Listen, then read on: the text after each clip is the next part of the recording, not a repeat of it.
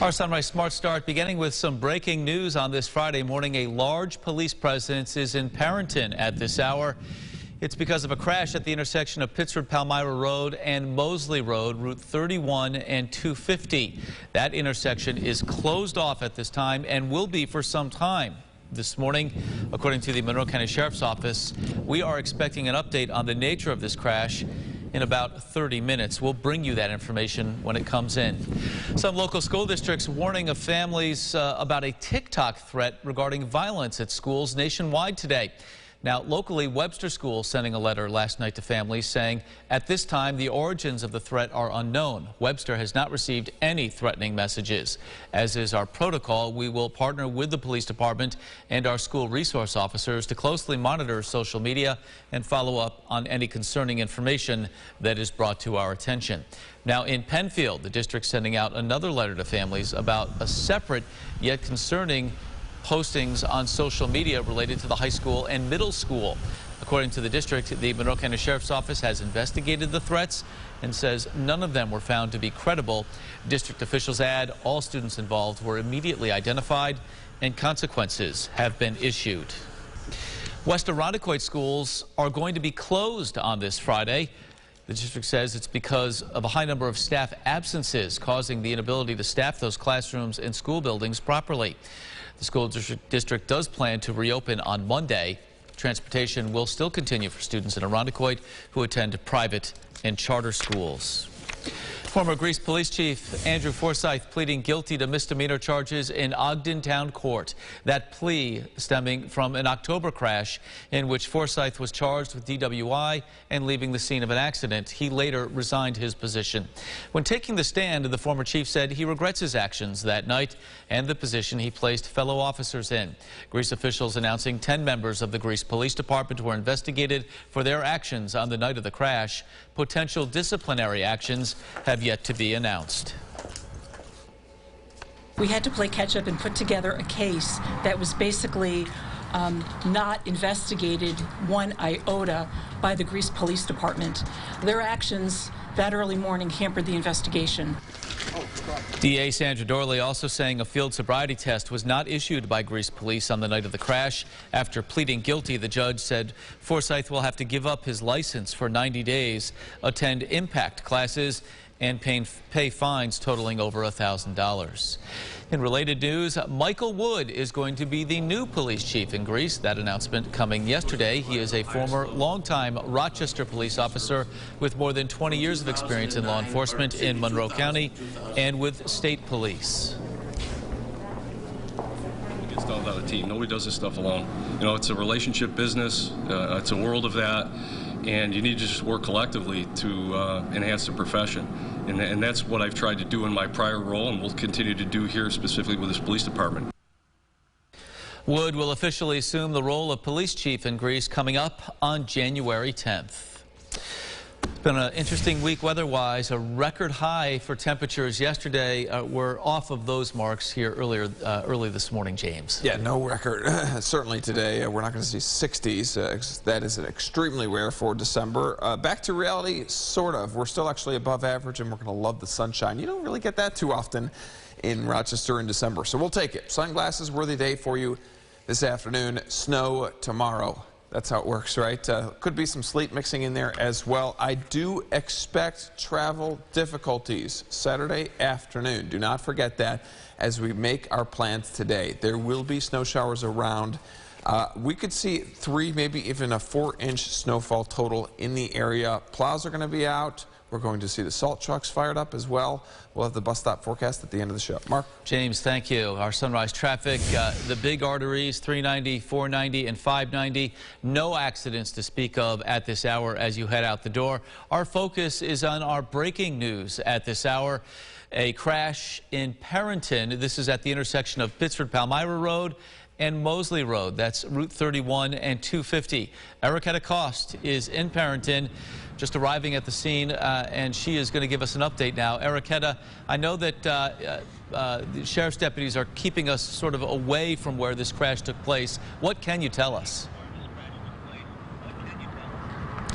Well, Mark, it happened earlier this morning, about an hour ago. Police just into our newsroom say they're investigating a fatal pedestrian motor vehicle accident involving a Monroe County Sheriff's Office patrol car. And we are going to be briefed at 7:15 to learn more. Again, a motor vehicle accident involving a Monroe County Sheriff's Office patrol vehicle resulting in the death of a pedestrian. This is on 31F. We are right by the Parrington Wegmans and Mosley Road. So this investigation has been going on for a few hours now, and all four directions are currently closed at this intersection. Police say the investigation is expected to continue for an extended period of time, and they're asking the public to please avoid the area until further notice.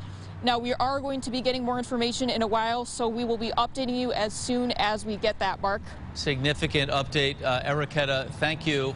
And we should clarify again, this is the intersection of Route 31 and 250, Pittsford Palmyra Road and Mosley Road. Eriquetta, we'll check back with you in a bit.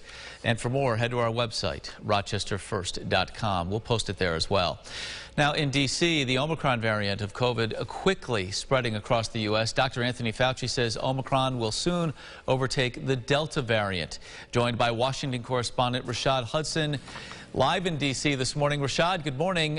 What is the CDC saying about the COVID vaccine effectiveness here as it relates to Omicron?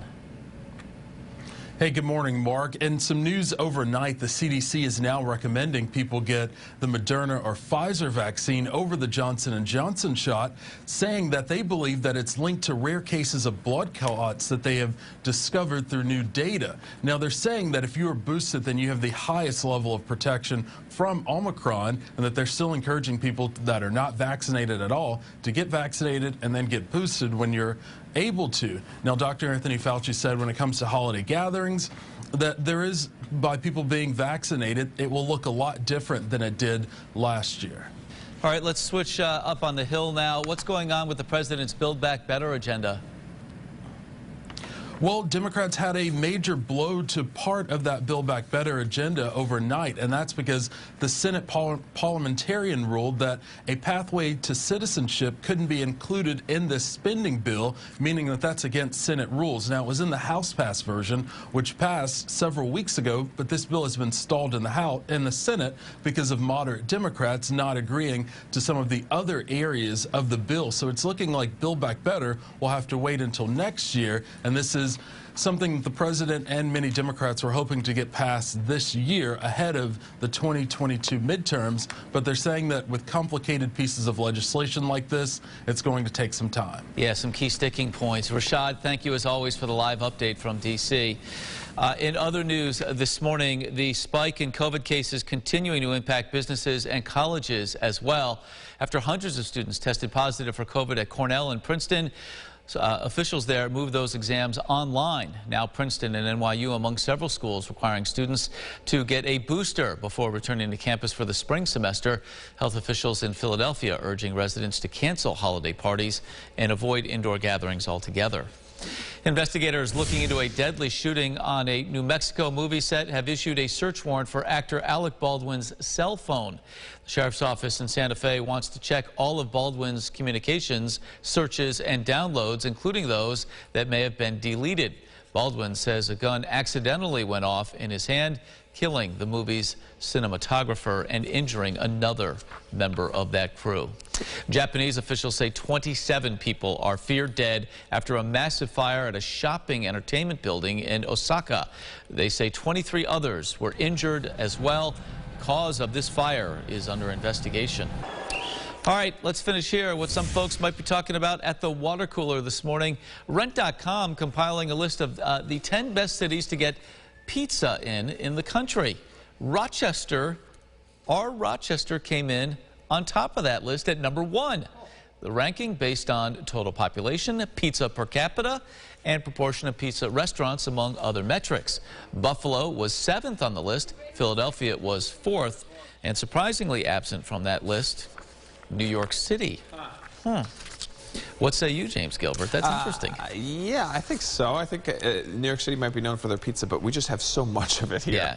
Yeah, variety, different options, and local pizza as well. So, yeah, I mean, good stuff. Back in my hometown of Brighton, I would always get pizza in middle school and high school. Just walk and get a slice for lunchtime. And I'm sure a lot of people doing that today. Bus stop forecast hanging in the 40s. We've got a lot of sun today. Grab the shades for your beginning of the weekend. 8-day forecast Saturday. That's the focus here, as we've got that wintry mix. You start off with snow showers. That transitions to a little bit of sleet there as well. There will be impacts, certainly. Make sure those tires are ready. It's mid to late December. You got the snow tires on, hopefully, so we should be okay by Saturday. All right, James, we will leave it there. That's it for us for now here on News 8 at Sunrise. Our next update coming up in about 30 minutes. CBS Mornings is up next. Have a great Friday.